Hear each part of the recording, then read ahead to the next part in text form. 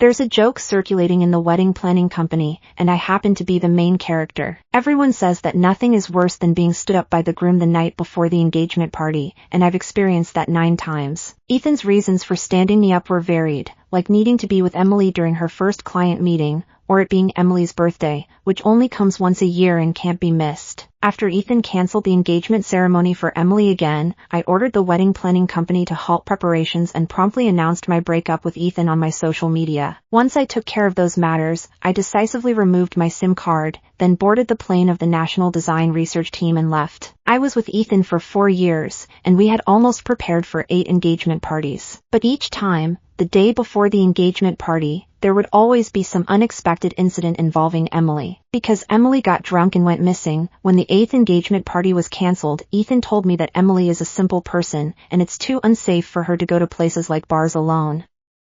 Since we had already rescheduled the engagement party 8 times, why not go for a 9th time? It also symbolizes lasting love. Ethan said he wanted to discuss it with me, but after saying that, he turned and walked away without looking back. The employees of the wedding planning company had different expressions, all filled with sympathy. But at that moment, thinking about my feelings and efforts for Ethan over the past 4 years, I still couldn't bear to give up. After a month of working day and night, I secured the largest order in history for Ethan's design company, and I was supposed to prepare for our 9th engagement banquet the next day. However, Ethan stood me up once again. When I heard Ethan's phone ring, I felt a wave of nervousness. Sure enough, after answering the call, Ethan immediately grabbed his car keys and said the engagement banquet was cancelled because Emily was out discussing a collaboration and ended up being bullied by the other party. She's just a little girl, alone and surely feeling helpless. I have to go help her.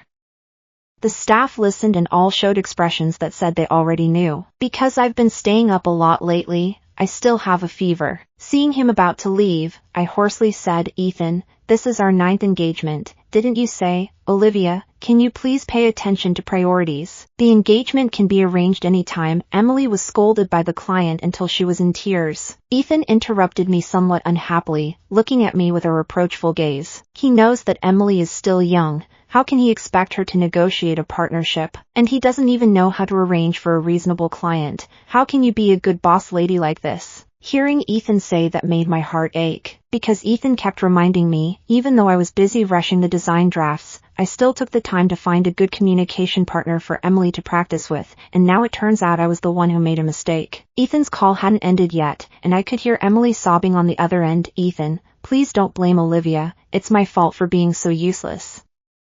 Don't let our argument be because of me and Olivia. Don't worry, for the sake of the collaboration, no matter how much the client scolds me, I will definitely endure it." In the end, Emily's crying grew louder, and I could see the pain on Ethan's face becoming more evident. Ethan gently comforted Emily, "Emily, with me here, no one can make you suffer. I'll be there right away, just be honest." Watching Ethan rush away, I remembered when his company had just been established. To facilitate the collaboration, I was intentionally pressured to drink by a client at the dinner table. At that time, I was young and impulsive, and I almost lost my temper. Ethan proactively filled my glass with wine and whispered to me that this collaboration is very important for the company, so I should just endure it. Thinking of this, I self-deprecatingly pulled off my veil. People's hearts can change easily, like fireworks, fleeting and transient. That's probably how it is. The staff member beside me couldn't bear to watch. She adjusted the crown on my head and gently advised me, "Miss Olivia, even if you read a book 5 or 10 times, the ending won't change. The costs already incurred should not influence our major decisions." This statement struck me like thunder, instantly awakening my chaotic heart from the past 4 years. Looking at my haggard self in the mirror, I remembered the vibrant person I was 4 years ago. Finally, I mustered the courage to call my graduate advisor. I said, "Professor, I heard there's an opportunity to participate in the National Design Research Team, and I want to give it a try." Upon hearing that I wanted to participate, the old professor's voice was filled with joy. He said, "You little girl, you insisted on leaving the Design Institute back then, and now you're finally back. This time abroad may last up to a year, so you need to communicate well with your husband." However, I calmly and firmly replied, "Professor, I am single." 2 days later, I will report on time. After returning home, the client that Emily was in charge of suddenly called me. Emily looked aggrieved, but it was actually just because the client suspected her design might have plagiarism issues. In the end, when Ethan arrived, he said nothing and directly ended the collaboration. He even stated that there would be no future cooperation with this client. This client originally came for me, but then such an inexplicable situation occurred. Just after I had calmed the client down, I saw Emily's post on social media, "You acted impulsively for me, and I waited for you for 3 years." The accompanying image was a shadow of two people kissing, and the location showed a well-known couple's hotel. I found it a bit funny, so I liked the post, but it disappeared not long after. When Ethan returned, it was already very late. As he entered the pitch-black house, he accidentally bumped his knee and couldn't help but gasp. After that, he carefully fumbled to turn the light on. Seeing me at home, he wasn't the least bit guilty. Instead, he scolded me, saying, "Since you're home, why didn't you turn on the light?" In the past, I would leave a light on for him no matter how late it was, just to make sure he wouldn't bump into anything at night. But now he has forgotten that the light won't turn on by itself. Seeing that I ignored him, Ethan touched his nose, wondering if he was still angry about the engagement party. "It's okay, next time we'll make it perfect, so don't take it too seriously." Every time he made a new promise in the past, I would always soften up. Noticing my lack of reaction this time, Ethan's tone became somewhat impatient. He said, "I know you saw Emily's post. Can you stop overthinking everything? That photo was just a game for the young people. As for the hotel, that was just Emily wanting to drink away her sorrows after being scolded. I just helped her book a room." Ethan was earnestly talking nonsense, but he didn't realize that Emily had left a lipstick mark on his collar. I pretended not to see and shifted my gaze, then said in a businesslike manner, "You breached the contract, and the party A wants 5 times the penalty. Just give it to him." Ethan answered without hesitation, "Emily is a designer I personally trained. I know her character best.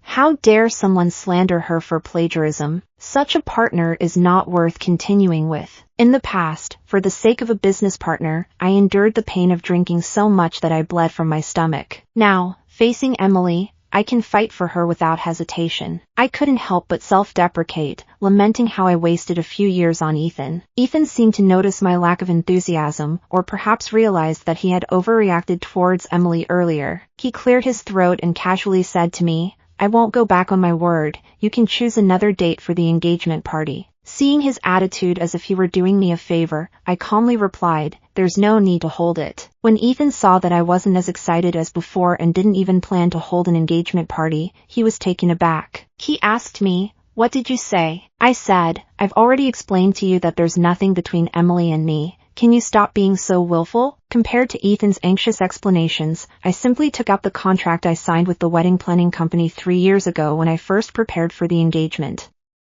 This contract's validity period is 3 years, and today happens to be the last day. Upon hearing what I said, Ethan suddenly breathed a sigh of relief. His tone became relaxed again. "It turned out it was just the contract that expired. No worries, we can sign a new one in a few days since the current plan is outdated anyway." However, it's not just the engagement party plan that has expired. My love with Ethan has too. "Ethan, let's break up." When I said I wanted to break up, Ethan was shocked and grabbed my wrist. "Break up? Olivia, do you really dare to say you haven't misunderstood me and Emily? Why are you so petty? Can you stop thinking the worst of us?" Just as Ethan was about to say more, Emily's call came in again. She said, "Ethan, I feel really unwell. I want to throw up. Please come help me. I'm so hot." Her voice made Ethan instinctively lower the volume. He gently comforted Emily for a moment, then coldly picked up his coat and prepared to leave. "Olivia, I'll pretend I didn't hear what you said today.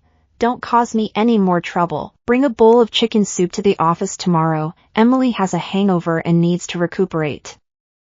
I silently watched Ethan leave, then raised my hand to turn off the light. In any case, in a couple of days, I'll be back on track with my own life. The next day, I went to the HR department and submitted my resignation. The head of the HR department saw my resignation and smiled, saying, "Olivia, are you planning to be a rich housewife full-time?" I smiled awkwardly. Seeing the HR head stamp the documents, I felt a bit relieved. However, when I returned to the department to pack my things early, I found Emily secretly rummaging through my desk. Every once in a while, the shredder made noise. I saw a familiar document cover and my heart tightened. I quickly grabbed her wrist and asked, "What are you doing?" But I was a step too late. Seeing the design data that was just confirmed yesterday turn into a pile of scrap paper, I was furious and wanted Emily to explain herself. Suddenly, she knelt down, tears in her eyes, and waved her hands at me, saying, "Sister Olivia, I just thought your desk was too messy and wanted to help you organize it.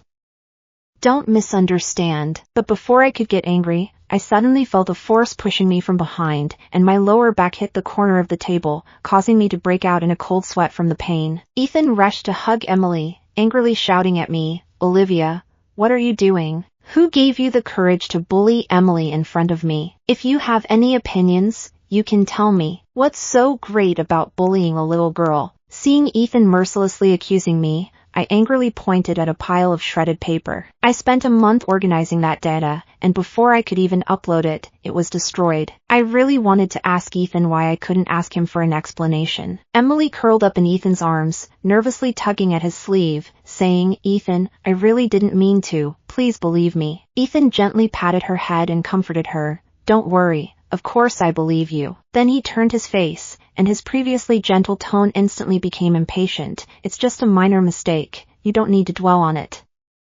Besides, you've already done it once. Doing it again won't be too difficult." Instead of letting Emily feel awkward here, we might as well hurry and collect the design data. Seeing Ethan make it sound so simple, I found it quite amusing. Suddenly, the ringtone of my phone broke the tense atmosphere between us. Seeing an unknown number, I instinctively answered the call. A deep male voice came from the other end, asking, "Olivia? Professor Zhang asked me to pick you up tomorrow morning. Is 10 o'clock convenient for you?" I remember the professor said someone would come to pick me up, so I agreed right away. After the call ended, Ethan kept his lips tight and asked who called. I think I heard a man's voice. I rolled my eyes and replied while rubbing my waist, "What does it have to do with you?" Just as Ethan was about to reach out to me, Emily suddenly called out, "Ethan, my stomach still feels a bit uncomfortable." Hearing Emily say her stomach was uncomfortable, Ethan immediately withdrew his hand and raised his voice to ask, "Olivia, where's the chicken soup I asked you to make? Hurry up and bring it out." I casually glanced at him and said, "If you want chicken soup, go make it yourself. I'm not your maid." Maybe my attitude surprised Ethan a bit. He clenched his teeth, and a hint of surprise appeared in his eyes. In the past, I was always obedient to him, even willing to give up my job at the National Design Institute to start a business with him. Now I suddenly no longer indulge him. Of course, he feels unaccustomed to it. To avoid me being embarrassed, Ethan wrapped his arm around Emily's waist, as if to say, "It's just a bowl of chicken soup. Do you think no one else can make it? Emily, let's go. I'll personally make you chicken soup." Seeing Emily's proud smile, my expression didn't change much. Ethan clenched his fist. "Olivia, you better stay this calm." Watching them leave intimately, my colleagues around me looked at me curiously. I remained expressionless and started to pack my things. As I walked out of the company holding a box, I received a notification that my flight ticket had been successfully booked. Meanwhile, there was also a message from Daniel, insisting that we meet tomorrow.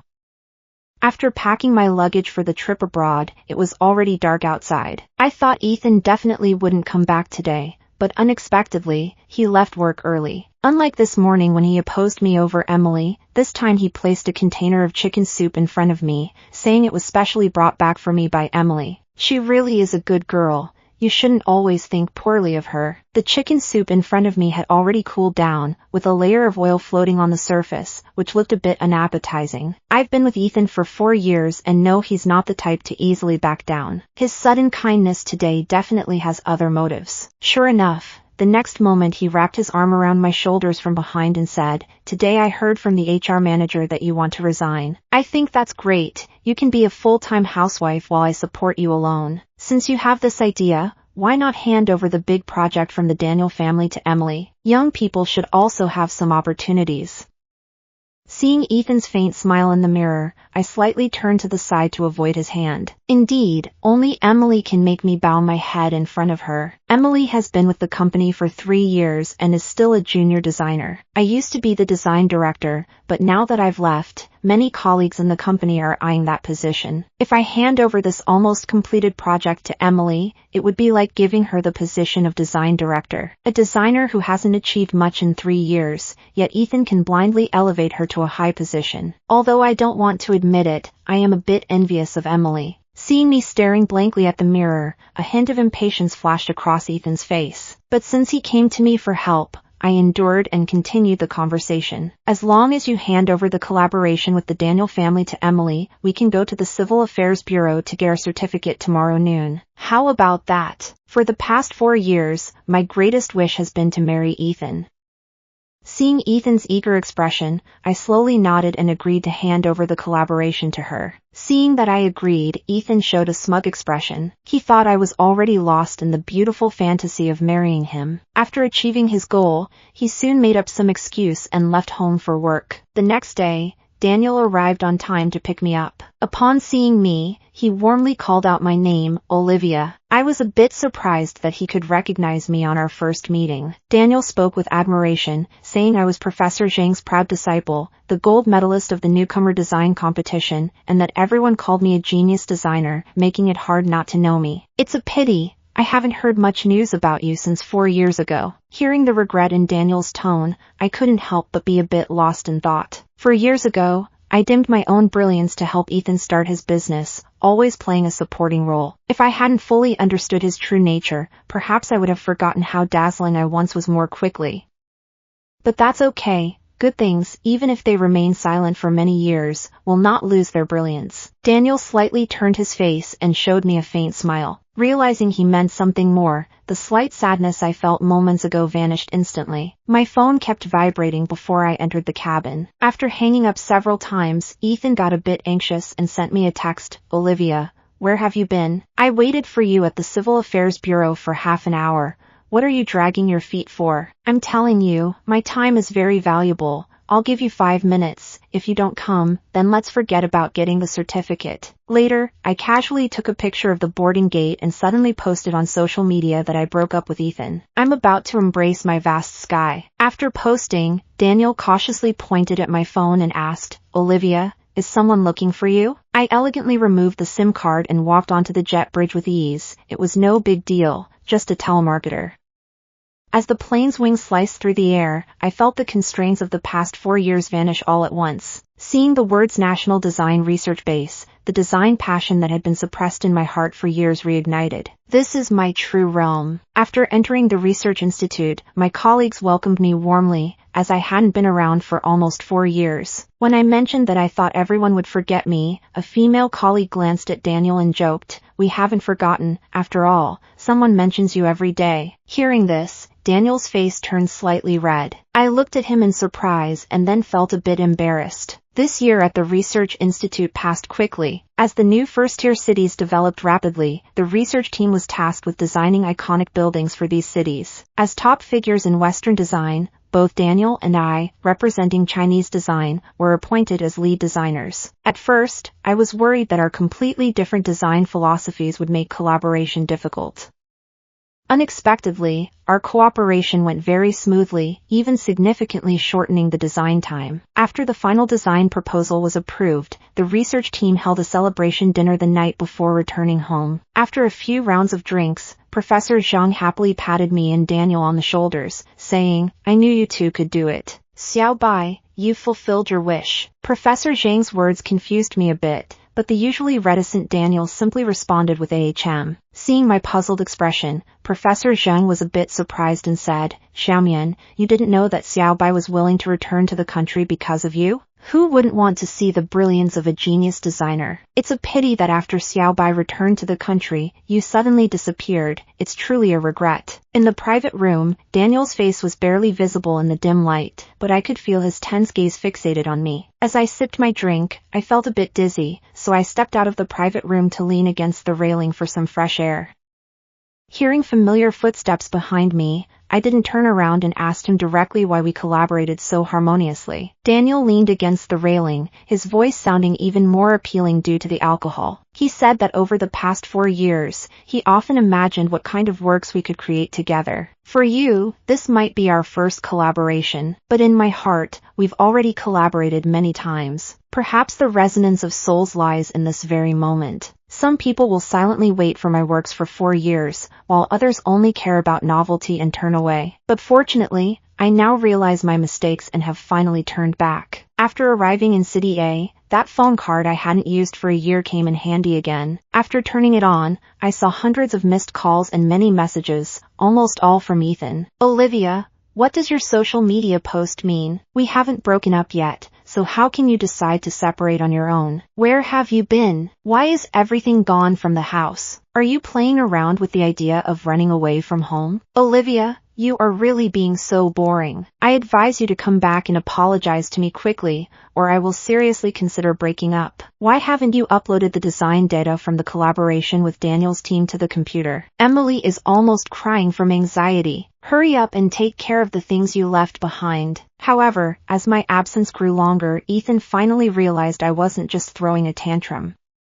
In my worries about possibly losing him, Ethan finally stopped being so arrogant. He sent me a lot of voice messages, filled with pleading tones. Olivia, please don't ignore me. If you don't want to give the collaboration to Emily, then I won't give it to her. Can you reply to me, please? Olivia, I've already contacted the wedding planning company again. As long as you come back, we'll hold the engagement party immediately, and this time I definitely won't miss it. I casually checked my messages and found that not only did Ethan send a lot of messages, but Emily also sent me quite a few. Emily initially provocatively taunted me for disappearing, then boldly asked me for the design data when she couldn't find it, and finally cursed at me with great agitation. She looked as if the sky was about to fall, which piqued my curiosity. To expedite the construction of this landmark building, the government invited some senior designers to assist, in addition to our research team. One of them happened to have previously worked at Ethan's company.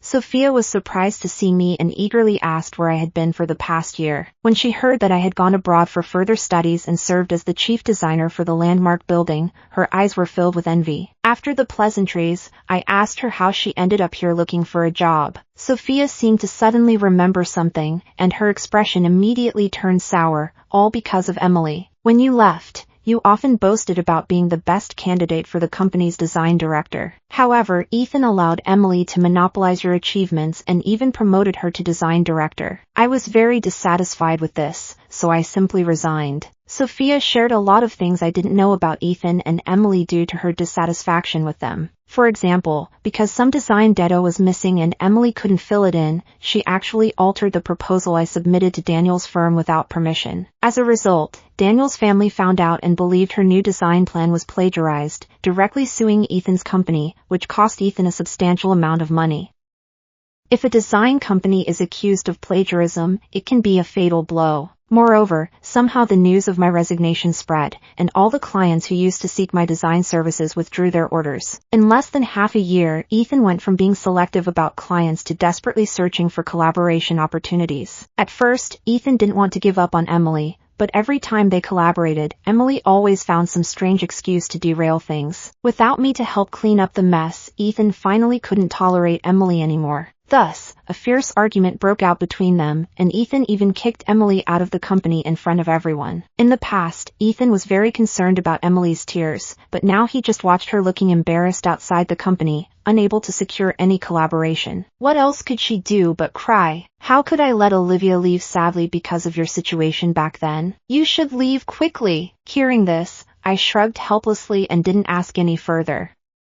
However, what I didn't expect was that during my time in the bathroom, I actually ran into Ethan outside the office. At the moment he saw me, Ethan excitedly picked me up and said, "Olivia, it's really you. I saw your interview on the news and couldn't believe you really came back. I thought about you every day this past year. Olivia, I was wrong before. Can you forgive me this once and give me a chance to make things right?" I struggled in his arms for a long time without any effect, and a wave of anger surged within me. "Ethan, is there something wrong with you? Half a year ago, you kicked Emily out of the company, and now you dare to say you think about me every day? How thick-skinned can you be? Let go. We have no relationship anymore." Listen to me. Ethan not only didn't let go, but he held me even tighter. "You know I kicked Emily out of the company, which means you still care about me, right? Olivia, I never agreed to break up. Your unilateral decision doesn't count. I know I was wrong before, and I will change in the future. As long as you're willing, we can go get the marriage certificate right now. Whatever number of engagement ceremonies you want, I can satisfy you. Just when I was about to step on his foot with my high heels, Ethan suddenly cried out in pain and then released his grip on me. Daniel's expression darkened as he grabbed Ethan's wrist and angrily said, "Are you planning to keep that hand?" Ethan gritted his teeth in pain, wanting to say that Daniel was meddling, but when he saw the ring on Daniel's hand, his expression changed instantly, thinking, "It's you. It was you who went abroad with Olivia back then." I suddenly remembered that Daniel's hand accidentally appeared in the photo I posted on social media at that time. Ethan looked at me angrily, his eyes filled with the pain of betrayal. "Did you choose to leave me for him?" Daniel draped his suit jacket over my shoulder and shot Ethan a disdainful glance, implying that I was indeed the one who went abroad with Olivia. "So, what do you want to do?" Ethan didn't expect Daniel to be so aggressive, and for a moment, he was at a loss for words, standing there stunned. When Ethan saw us preparing to leave side by side, he unwillingly shouted my name, "Olivia, I won't give up. I will make you understand that only I deserve you." At first, I didn't pay much attention to his words, but I didn't expect him to cling to me like a friend who wouldn't leave. Every day, various flowers were delivered to the office building, showing their concern for me. Even though I completely ignored him, Ethan didn't want to give up at all. This kind of behavior surprisingly made it to the trending searches. A leader contacted me, implying that I should pay attention to how my personal life affects my work. To make it clear that I wanted to keep my distance from him, I took the initiative to go downstairs to meet him for the first time. Seeing me arrive, Ethan immediately knelt on one knee. The onlookers finally got to see me, the leading lady, and they all took out their phones, hoping to capture the moment of me being moved to tears. However, under everyone's gaze, I waved my hand and gave Ethan a loud slap. I said, "We have already broken up. Can't you understand that? You have abandoned me for other women 9 times, and now you're here pretending to be deeply affectionate. What a joke. Only after losing something do you learn to cherish it. This isn't a return to safety. It's just self-inflicted suffering." The flowers in Ethan's hands fell to the ground, and seeing that I showed no signs of wavering, he disregarded his image and directly slapped himself with both hands. "Olivia, I admit I was indeed unreliable before, but I have changed now. Give me a chance. I promise you will see a different me." Before he could finish speaking, a sharp female voice suddenly came from behind him. "Ethan, I knew all along you left me because of Olivia. You disappointing person, how could you treat me like this?" Emily is now dressed simply, clearly not doing well since leaving Ethan. I didn't expect her to find this place. A hint of annoyance and disdain appeared on Ethan's face. He instinctively pushed Emily away and shouted angrily at her, "What are you talking about? When have we ever had a good relationship? I only appreciated you as a boss. Don't try to slander me." Hearing Ethan say this, Emily was very surprised and widened her eyes. Then she seemed to not care anymore and directly pulled out a few photos from her phone, saying, "Is this your appreciation for me? What boss would appreciate an employee to this extent?" Once the intimate photos of Emily and Ethan were exposed, even the bystanders who had previously praised Ethan as a pure-hearted warrior immediately changed their views. Because there were bystanders live-streaming our farce, and staff from the wedding company directly revealed on the microphone that Ethan had postponed my engagement banquet 9 times. As a result, Ethan's reputation truly plummeted. Ethan wanted to explain something, but the photos on Emily's phone made every word he said seem powerless. This time Emily came not only to ruin Ethan's reputation, but she also looked at me, Olivia, with hatred, as if she was quite pleased with how I currently looked, right? "I'm telling you, get ready quickly, or you won't be so proud later." I don't quite understand what she's making a fuss about, so I just calmly watch her continue. Seeing that I had no reaction, Emily gritted her teeth and raised her voice a lot, claiming that you call yourself a genius girl in design, but you're just copying others. You have no real ability and don't deserve to enter the National Design Institute. Recently, there has been a lot of news about landmark buildings, and everyone is very concerned about this project. If I were to be accused of plagiarism at this moment, it would bring shame to the entire Design Institute. In the face of Emily's accusations, I looked at her seriously and asked, "Do you have any evidence that I plagiarized?" Seeing that I was unwilling to admit it, Emily directly took out the court summons from Daniel's family accusing her of plagiarism. She noticed everyone looked confused, cleared her throat, and said, "This is indeed the summons I received, but the reason I was sued is because I used Olivia's design." Doesn't this just prove the fact that Olivia plagiarized? Although Emily's actions are a bit off-putting, she does have a point. Just when everyone was drawn to her words, one or two people expressed curiosity and wanted me to explain. At that moment, Daniel walked up to me and said, "Olivia did not plagiarize." Seeing Daniel defend me, Emily was still unwilling to accept it and angrily shouted, "Who are you? What evidence do you have to speak for Olivia?" However, in the next moment, Daniel took out a design drawing from his folder. The designer's name, Emily, was clearly written on the design drawing. At that moment, I immediately understood why Emily was being sued. Daniel coldly said that this design drawing was actually a discarded draft of Olivia's graduation project from years ago. If you don't believe me, I think the final version of Olivia's design drawing is still at Hawking Design Academy. Hearing this, I realized that when I was in a rush to pack, I left behind many design drafts. As a result, Emily nearly benefited from it. So you are not just guilty of plagiarism, but of complete plagiarism. As soon as Daniel finished the sentence, Emily's face turned pale. With a trembling voice, she asked Daniel, "How do you have the design drawing I submitted to Daniel's family?" Daniel took out a gold-embossed business card from his pocket and casually tossed it in front of Emily. It prominently displayed the word CEO of Daniel's group. I never expected that in the end, Emily would suffer the consequences herself, resulting in online discussions all mocking her. Emily was sentenced to 3 years in prison for plagiarizing my design after I reported her. As for Ethan, he not only failed to gain my forgiveness but also trended online due to his infidelity. This made the already troubled situation of his company even worse. Amidst the backlash from netizens, less than half a month later, Ethan sadly announced the company's bankruptcy. Due to various rumors from the outside, his plans to start anew failed time and again. In despair, Ethan began to get involved in gambling. Ultimately, because he didn't repay his debts, he was taken to court by his creditors and ended up in prison. Later, I asked Daniel why he could recognize at a glance that the design Emily gave him was mine. Daniel pointed to the Y-shaped turn structure on the design in front of him and said, "I've seen many of your works before, and only you would create this kind of structure. Moreover, as an outstanding graduate, I remember your graduation design was showcased on the school's official website." Hearing that he knew about my little design habits surprised me, and I thought to myself, how do you know me so well? Daniel looked up, his gaze fixed on me, his tone filled with seriousness. He said, "The first time I saw your work, that elusive art became real in my heart. To be honest, for me, you can truly be considered a lover I have never seen before in my heart." I smiled slightly and asked Daniel, "Are you saying that you want to confess to me now?" Daniel softly agreed and then eagerly asked me, "Will you accept my confession?" Looking at his eager expression, I smiled gently and pointed to the design drawings, saying that the day it is successfully realized will be our anniversary. 2 years later, the landmark building was finally completed. At the moment of the ribbon cutting, Daniel publicly knelt down and proposed to me. This time, he didn't stand me up, nor did he make me wait too long. We will ultimately arrive on time.